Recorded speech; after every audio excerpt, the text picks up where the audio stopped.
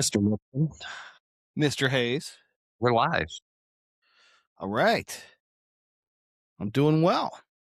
Did you get your studio set up, fixed up? Not quite yet. Nope. Okay, so am I looking at a green is there a green screen behind you right now? Not a green screen, but it is a faux background. It looks legit. Oh, good. Yeah. Well, yeah. I tried to go with something a little more conservative in a meeting with a professional services firm the other day.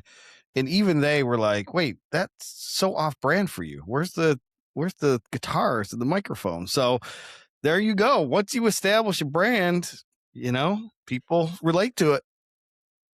Exactly, like the cowboy hat in a podcast called Bullhorns and Bullseyes, in its offshoot, The Watering Hole.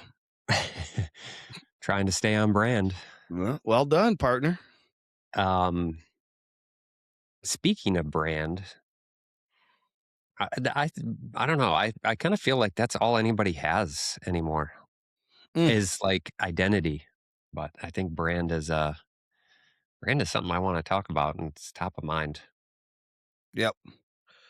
Well, I've been reading a lot about or from Mark Schaefer, who's been a guest on Bullhorns and Bullseyes and will be coming up again soon. And we could come back to this if you'd like, but like he says that's all you have anymore. If search is practically inert, and AI is what it is, which we could talk about. But he tells the story about how he used AI to plan his entire vacation. But when it came down to choosing the hotel, the airline, the rental car place, it was all his favorite brands that he had over the years and decades had affinity for. And AI was not going to shoehorn, or should I say crowbar, in between him and his favorite brands. And so that's a testament to kind of almost what we said at the beginning about me being either on brand or off brand, is that if you could build that and retain it, then that's the sort of moat that's the what you could protect. It is the mode. I know we've got some. I mean, so my head goes to you posted this week on LinkedIn about. Uh, okay, so you'll have to describe this, but you asked to put yourself in the seat of the last car you purchased or leased, and what did you feel? Maybe did you ask what did you feel when you or what did you think as you were driving off the lot in that new car? Yep. Why did you buy that car, right? Was it because of features or was it something else? Well, it's funny. I didn't say that explicitly, but you read into it exactly what the thought experiment was, and I'm pulling up the post to see because I've gotten some interesting answers. But I think at the base, the question was, why did you buy the last car that you bought? And then I said, think back. What were you feeling? What were you thinking? I don't know if I said this explicitly, but what I wanted to hear from people is why that car and not another car. And let me see if I can pull it up. I've got some interesting answers. One of which I'll tee back to you because you said, um, here's your quote. I narrowed it down to a Dodge Ram or a Chevy. Always loved muscle cars growing up. My first boss told me friends don't let friends drive Fords. So I felt loyalty to Chevy because my dad worked for GM as a kid. I test drove both, and the Ram just felt smoother, and the interior was roomier, and the family. So before we go into that, so you excluded for whatever reason, maybe you could tell us, you didn't look at the Toyota, you didn't look at the Honda, um, you didn't so you had narrowed it down to two or three brands. And that's like what I was getting at is there's a why behind that. You you I hadn't was test trying dri- to describe it. Yeah. you hadn't test driven 10 cars, in other words. If you had test driven 10 and narrowed it down to 3, that would tell me you were just shopping on features and performance and all of those things. But you didn't drive a Toyota. You didn't drive any of these other pickup brands that are out there because of something that existed in your past. Hmm. Yeah. So you want the story? Yeah. Okay. My brother's like 8 years older than me. So when I was a kid, he got his pretty much first car. It was his second car, really. He had a Jeep first.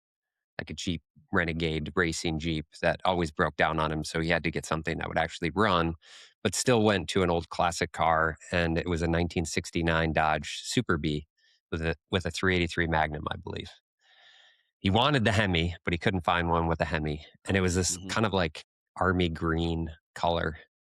It was it was it was pretty bad. And then he had a friend who had the Roadrunner, the Plymouth Roadrunner. So these Ooh. guys in their like classic cars, and we had all the classic car magazines and whatever. I always wanted a 1970-ish Challenger, plum purple convertible. And I found one once to buy. My dad wouldn't let me buy it. My dad was always affinity for Chevy because he worked for GM before he got drafted. And I think he liked it there when he got out of the army. They weren't hiring again, and so he went somewhere else. So he always drove. He had a Chevy pickup truck, which is basically what I learned to drive in. My first car was a Dodge Dart. So here I am surrounded by Dodges, but then my dad, was a Chevy guy. So I drove for quite a while. I was in Dodges. And then when I got the cowboy hat and I got the farm and the tractor, I knew I needed a pickup truck.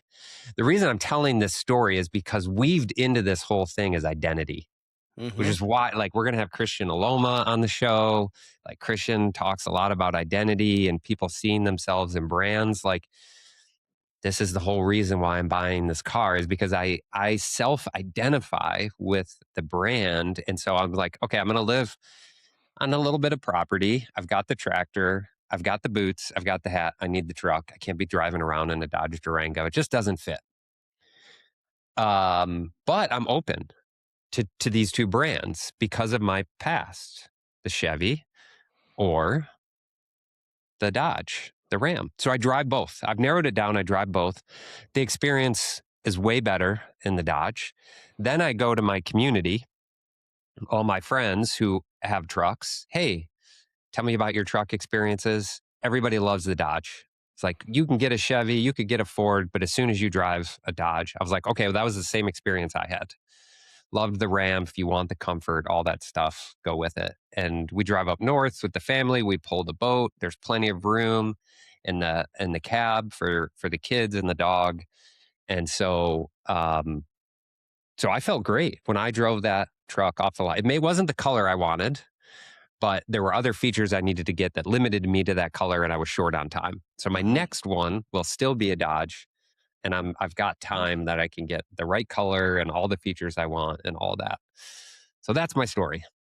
Interesting. Yes. So there was built into that story. You mentioned Kristen Aloma, and I remember him the first time we had him on the podcast, and I'll probably bring this up again this season. Was that the story isn't the brand story? Like you didn't say anything about the history of Dodge or Ford or whatever. It was all about your story, and customers create this narrative about themselves, which is wrapped up in identity, and then they go searching for the products that fit that narrative.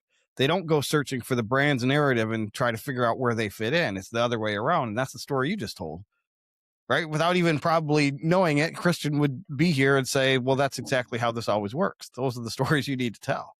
Well, Yeah, I I think know it shit. now that after talking to Christian. Like I didn't understand it 3 years ago when I got the truck, but I Yeah. certainly understand it now.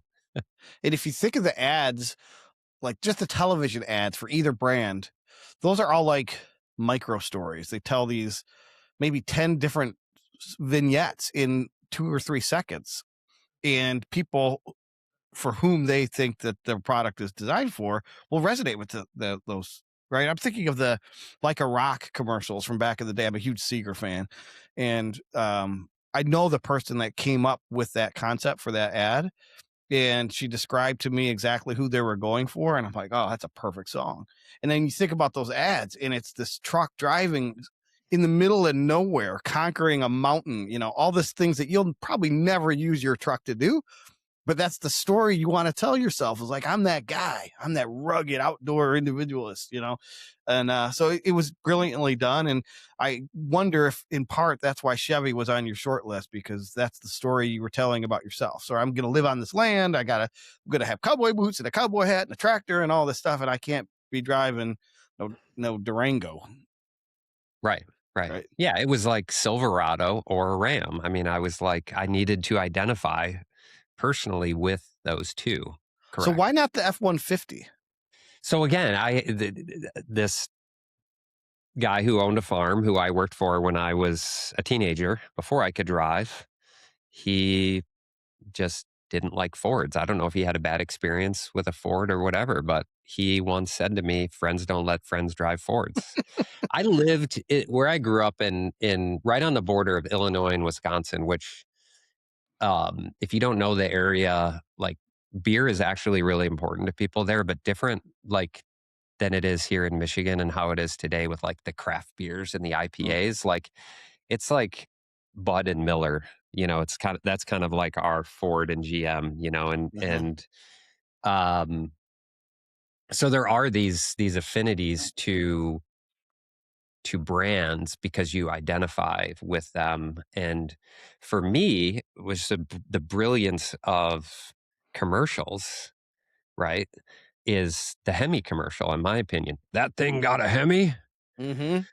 because that's why I relate to the sports car thing, right? So I grew up with the affinity to the muscle cars from the 70s. I don't have a muscle car, but I have the Hemi in my truck. Mhm. And when they came back with that and they've got, I don't know, 4 or so commercials of that, but like the girls in the car will be like, "Dad, your truck's loud." And I'm like, "That's because it's got a Hemi." It's so funny that they can't relate to the nostalgia. That's another narrative in your that you're telling about yourself is that Yep. I remember this is a muscle car. And like that probably means nothing to your daughters because they didn't live that. But it's interesting. I mean, I'm hearing you say that there was something about the Hemi, whether it's being loud or the identity of it, the nostalgia of it. You never said how well it outperforms the competition's engine. No. I did say comfort. I mean, and that was Right. on my list because Oh we yeah. we do go on these long trips and you want the space and I felt cramped in the Chevy. I did. And I knew the kids would feel cramped in the back. So But I that felt comfortable with my decision. It's kind of like the logical part, but the emotional part had narrowed me down to those 2 brands. but notice where that's a what, by the way, in our why hut narrative, this comfort. Mhm. Notice where that came in the customer journey. At the very end, you test Mhm. drove both. But in order to get on the list, you had to connect with Curtis's why. And Mhm. that's what we've been saying the whole time. And so this comfort, what if it's the Ram, right? That's the truck. Yeah. So what if F-150 would have come to you and said the most comfortable pickup truck on the market? Would that have changed your mind? No, not at all. Not at all. Right. What if they said, um, built with the engine that outperforms the Hemi Yeah, on tech? there's really nothing that Ford is gonna say that's gonna get me into one of their trucks. So not a bunch of features and a list No. of performance claims. Mm-mm. No. Mm-mm. So I think that's the lesson that we're trying to instill in our clients and in the podcast is that do not lead with your what's. For one, you're looking in the mirror. For two, people don't care about their what's. Your what's till the very end. You can have the what somewhere, but it's not it's not what people are going out there and looking to scratch an itch. It's not the what. It's the how. Right, It's the right. why, I'm sorry. And maybe the how. So interesting. So let me read you one other. Yeah, tell me what other than my story, like, well, what was your did you ever really say what was your angle on No, I'm gonna posting wait that? and let a few more people comment. Okay. Um, someone someone said I just choose a car based on color, so that's interesting. That's not even Hmm. a what, that's just a how, right? Yeah. How it looks. Um, somebody says that they're loyal to Volvo. So can you guess what they prefer or what's important to them based on the Oh, fact that they purchased a Volvo? So I'm not. Volvo's why is safety. Oh, yeah. And here, DJ says, I've leased 8 Volvos in a row since 2020. Safety is the baseline. Mm. So that's the story they're telling. And that's Subaru's another one. Subaru, I know, Mhm. did a bunch of market research and they wanted to market to mothers specifically. So, head of household, family matriarch with young children. And they asked them what their why was. what was important to them. And they all would say, I wanted something safe to drive my kids around.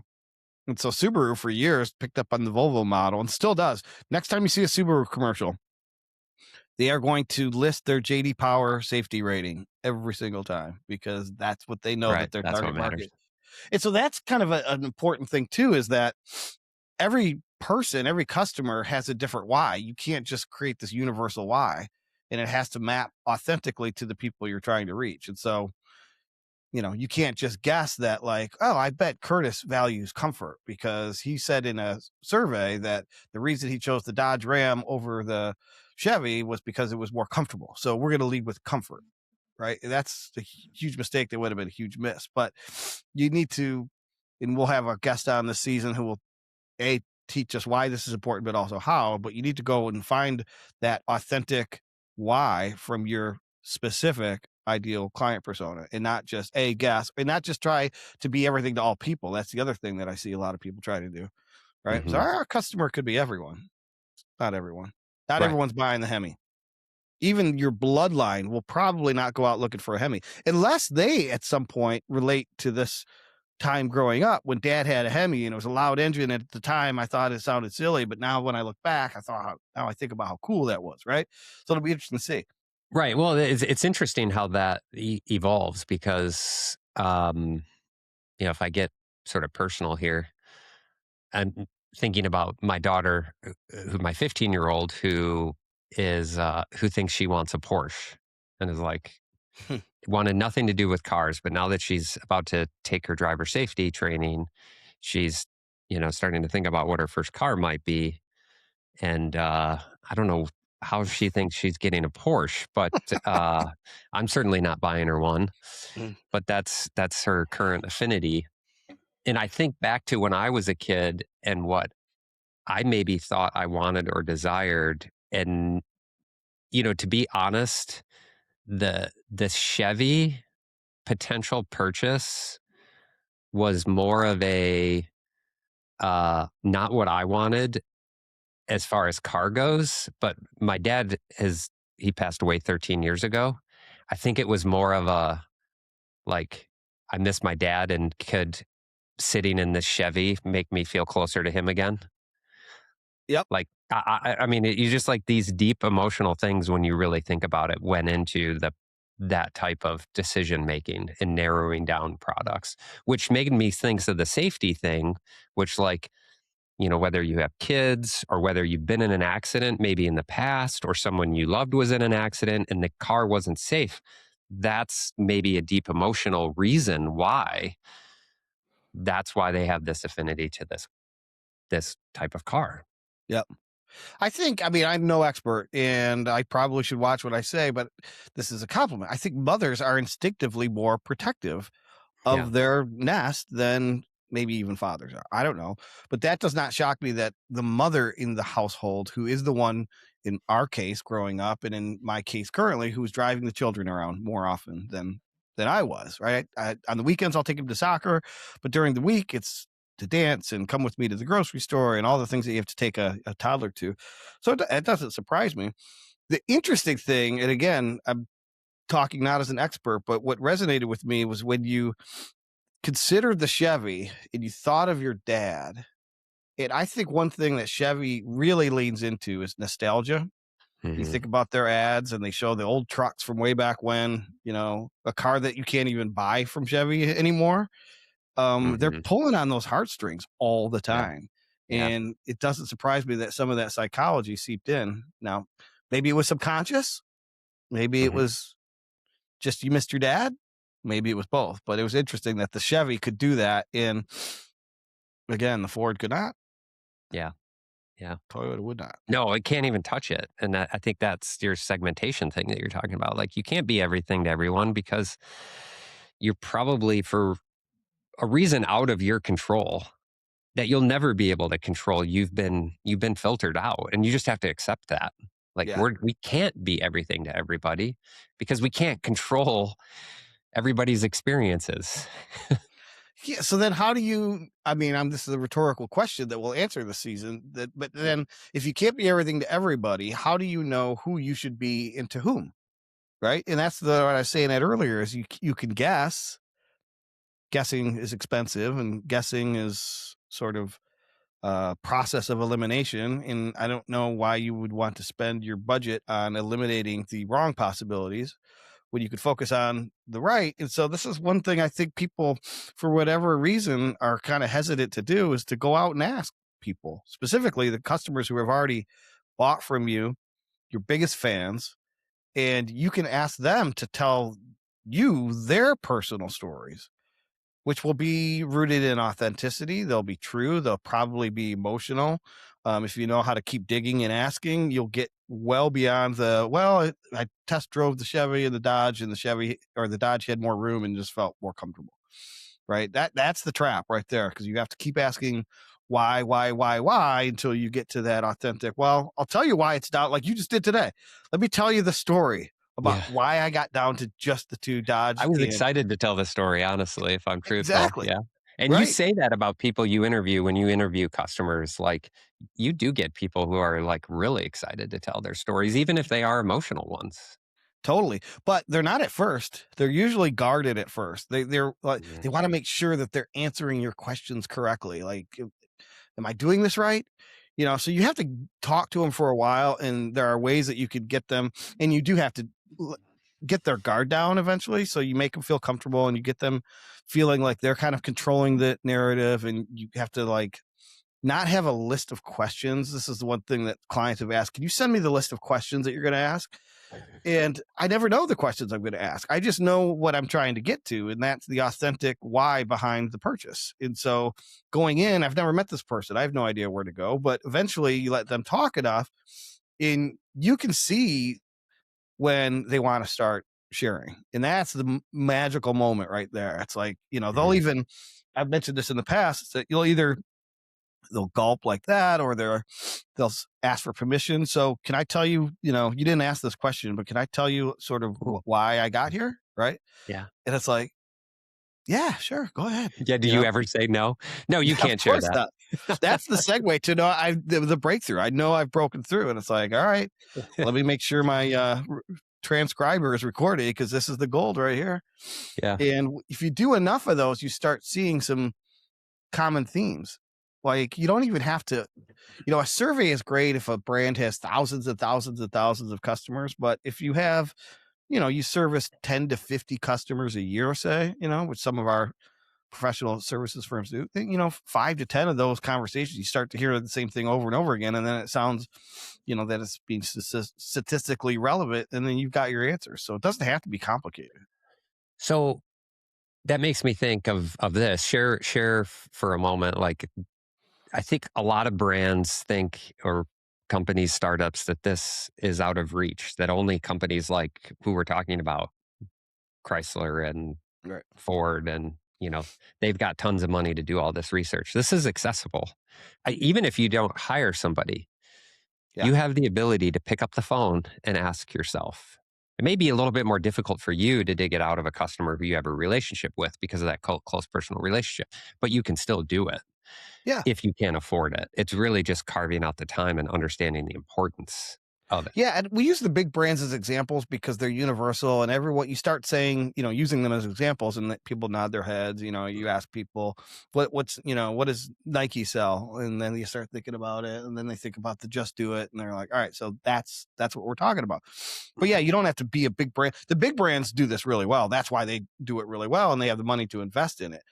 And they keep doing it. They don't just do it once and then put it in a drawer and say, okay, that's done. So yeah, I mean, I would say at very least, do this yourself. Find your closest customers. Some of these might be the ones that you started with when you started the company years ago.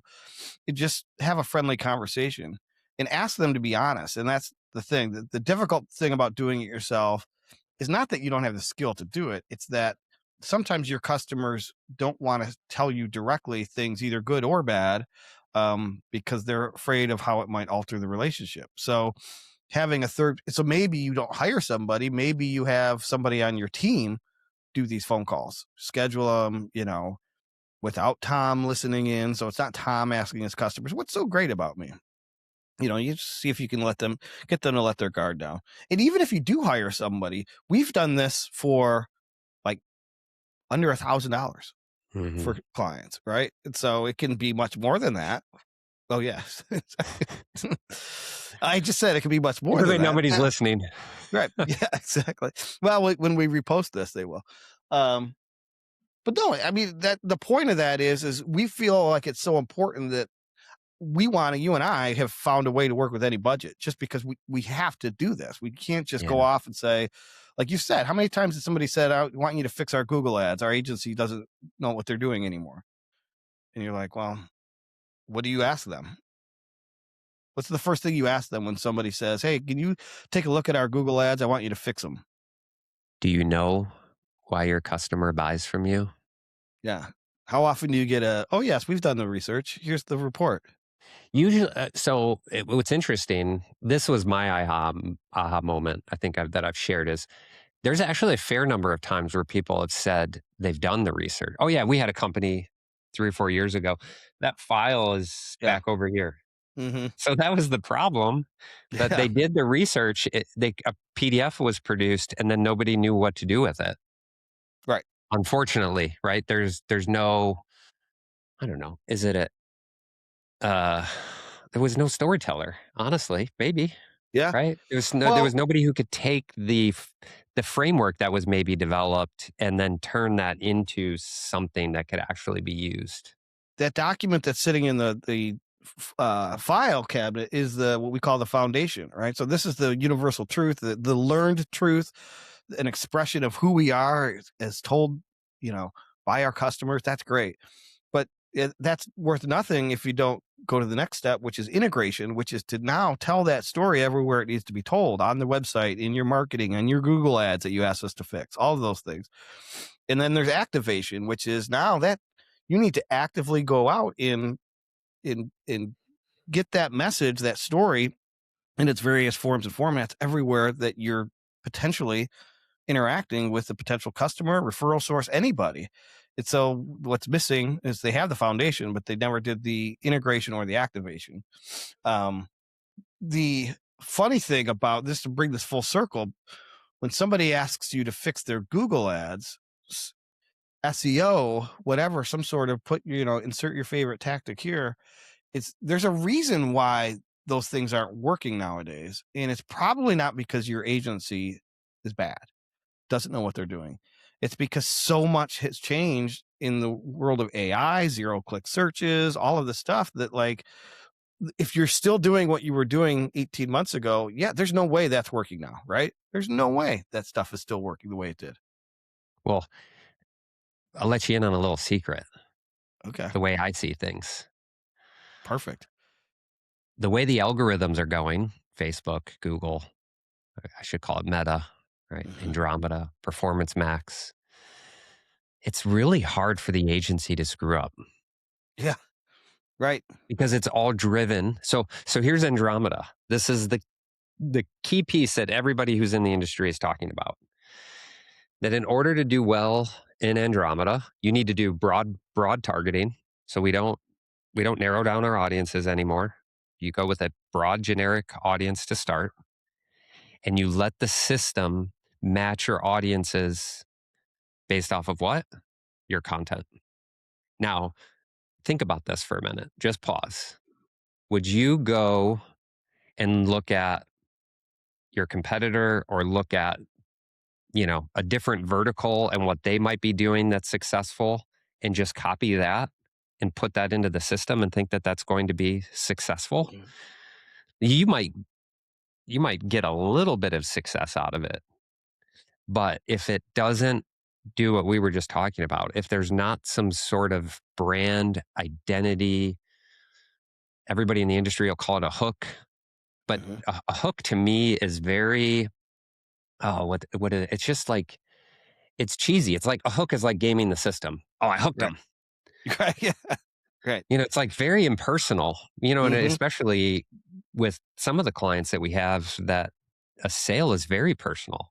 Customer relationship is very Yeah. personal. We're not hooking these people. We're trying to help them. Hooking sounds like a trick, right? Yeah. Oh, I tricked Right. you into biting the bait, and now I've Yep. hooked you. Right. Yep. So if you've got AI running through and I could have it like find hooks from your competitors and we try to push those hooks into your system, well, you're just like everybody else. We're Mhm. all painted the same color. And wouldn't you want to be the purple cow?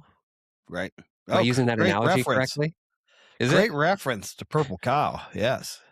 Pull that one out. Yeah, So, that's from the archives. to become the purple cow, you have to do this research. You have to figure out. And if I were a founder of a business and I was just starting out, and I know this is difficult, but you've got to do that research initially, build your brand, figure out what's working. It can certainly evolve over time, but lean into something that is authentic and unique and something that you can own. And make it be something that people want to be a part of. I don't know, that's what's going to, that's the hook, but it's a hook in a genuine way. Right. And so that's Right. what I mean. Like these, just going back to to what I was saying about, you know, the systems are being dumbed down in the sense that like we don't have levers. I say this all the time. Like we as advertisers don't have the levers we used to need to have. Like it's not sophisticated like it used to be in Google and Meta. So the sophistication is going into the storytelling. And Yep. this is what you and I are here to talk about. And why I think, people like you, um, just to pat your back a little bit, are the really important people that we need to have and get back to the Christian Alomas, the Wills, the Brian Clarks, the Mark Schaefer's of the world who have seen the value in storytelling that goes back prehistoric, Mm.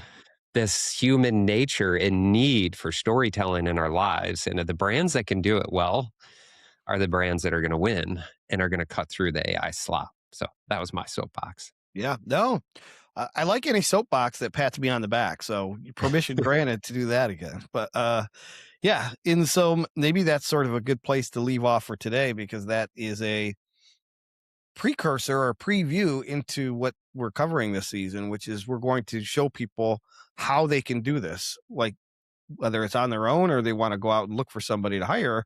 There's a methodology to this and there's a psychology to it. And it's not just what Curtis and I think, which would, well, it happens to be, but it's because we've gone and we've learned from the best. You just named a bunch of them. Brian Clark, Mark Schaefer, you mentioned the Purple Cow.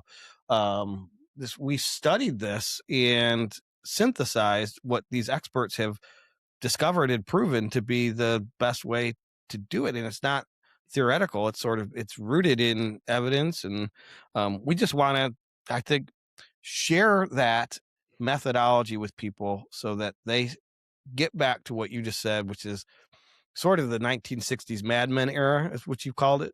And you've It gotten is. me to Yep. start watching Mad Men again because of it. And Oh, we should do like, wouldn't it be cool if we got on here and did like episode watches?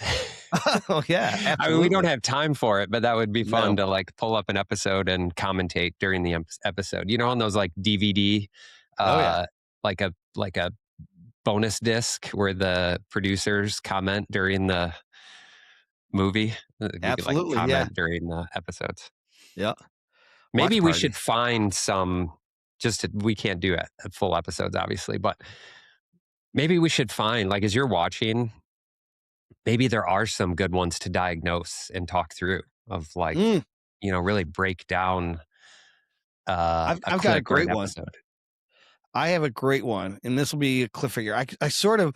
I want to say, for lack of a better term, I stole it for my book that I wrote called The Fatal Flaw. In that book, there's a semi autobiographical character who is a creative in an ad agency.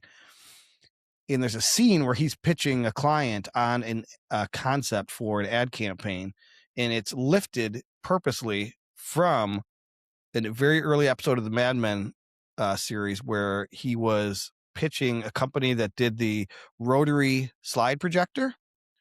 I think it's Kodachrome, maybe. Hmm. I think I know And where you're going. Yeah. he doesn't talk about the fact that it's got this rotary or that it's can hold how many slides it can hold. Right. He shows a slideshow of a family watching their old, pictures. Like we used to watch slideshows when we were Mhm. little, and Mhm. he tells the story of what's happening in the slideshow, and the entire room gets choked up. One person runs out crying, Yeah, a bunch of and men, a yeah, bunch of y- yeah, middle-aged men who are crying in the room. yep. And that just perfectly summarizes what we're talking about. It's the why you have a product, not the what it does. Mhm. So Mhm. good suggestion. Go out and watch that. If we post this, I will post a link to the video in the comments Well, so I people bet can there's watch a for way in themselves. here. So we're in Riverside, if people are still with us. I think I could share my screen or upload a video. I bet we could watch and pause and do that live and kind of Let, break down the episode. That might be fun. We let's didn't do that. script today, by the way. Yeah. This is us just this will be the format for the watering hole going forward. We're Yep. just going to jump on. We're going to answer questions if you want to join us. Maybe talk about the previous episode that we recorded or went live with. Um, or anything that's happening in the industry, news we're seeing, thoughts that are on our mind. And we'd love for you to join us and hang out. And If, if you wouldn't mind giving just a synopsis, then, Tom, one more time. If people don't know, we've got season 3, Solve for Why, mirror marketing versus window marketing. We've got the drift.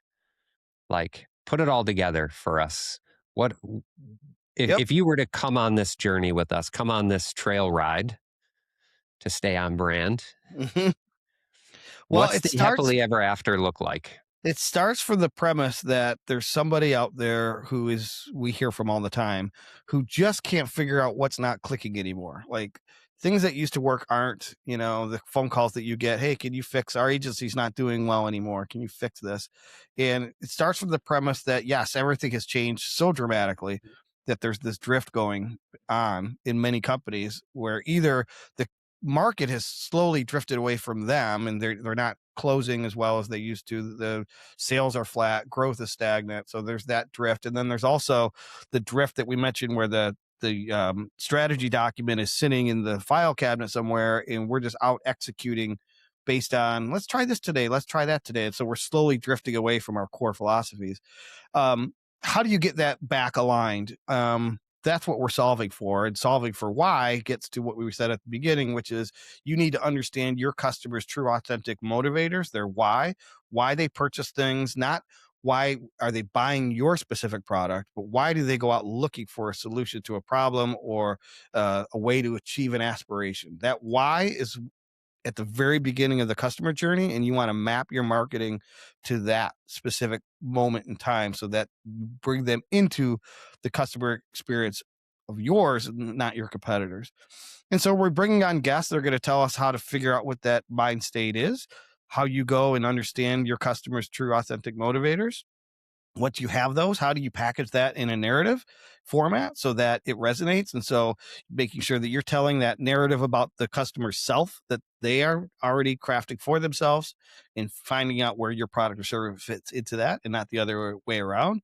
And we're going to talk about how you do this with authenticity in the age of AI, bringing on Mark Schaefer, and then following that up with how you once you have an authentic story to tell and you've how do you build an audience around it, which is Brian Clark's bailiwick.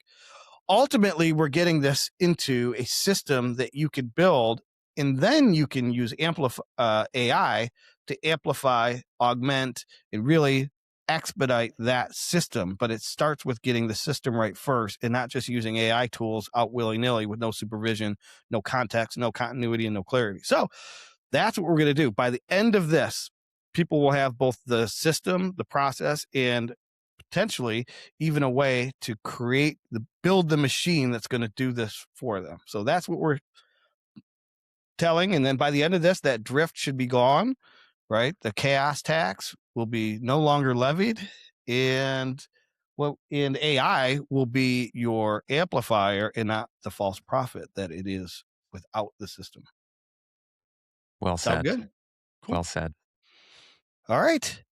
Well, maybe next week we'll take a look at that Mad Men episode because that would be a good illustration of what we're talking about. What was true in 1963 is still true in 2026, maybe even more so than it has been the last 5 years. Can you hear that? Ooh, oh, that's why. Here we go. Welcome. Here it is. Here, I'll move it and you close us out here. This is raw. Ready? What Hold do on. I say? I don't know. Just wrap us up. You got to have a wrap up of some sort. I'll give you a sec. All right, well, welcome to the Watery Hole. Come back next week. Same specials. So whiskey for 25 cents. The ideas are free. So are the conversation. Attendance is always free too. So come back soon, partners. All right. We'll see you soon.